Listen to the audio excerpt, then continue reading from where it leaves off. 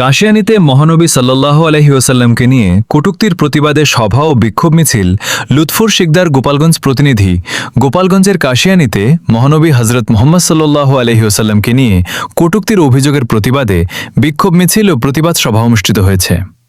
এ ঘটনায় ক্ষোভ প্রকাশ করে বিক্ষোভকারীরা অভিযুক্ত ব্যক্তির বিরুদ্ধে যথাযথ আইনানুগ ব্যবস্থা গ্রহণের দাবি জানান।